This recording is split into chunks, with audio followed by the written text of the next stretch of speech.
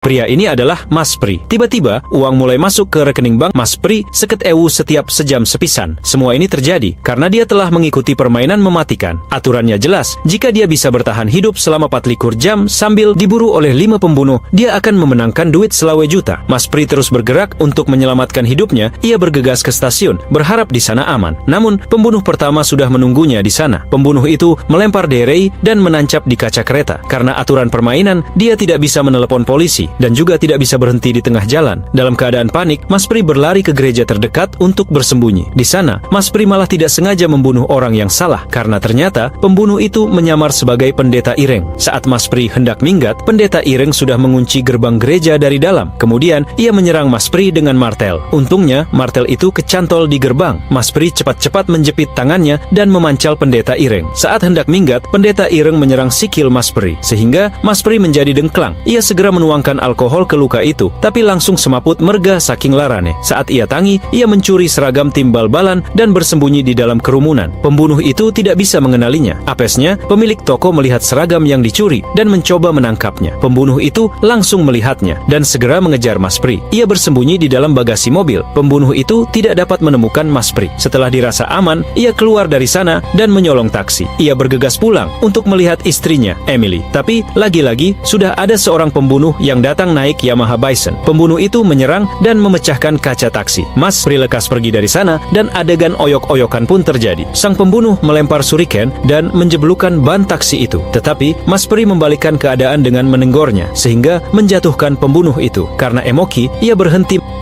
mengambil batu besar dan menjebleskan batunya ke pembunuh hingga bongkok. Kemudian, Mas Pri naik sebuah kapal dan mencari Mimik. Saat dia hendak mimik banyu, seorang pelayan muncul dan bertanya, "Sopo koe?" Mas Pri menjawab, "Aku ngelak mbak, mung pingin ngombe." Tapi gadis itu juga bagian dari permainan. Akankah Mas Pri bertahan hidup selama 24 jam penuh? Tonton fullnya dengan judul Most Dangerous Game, dirilis tahun 2020.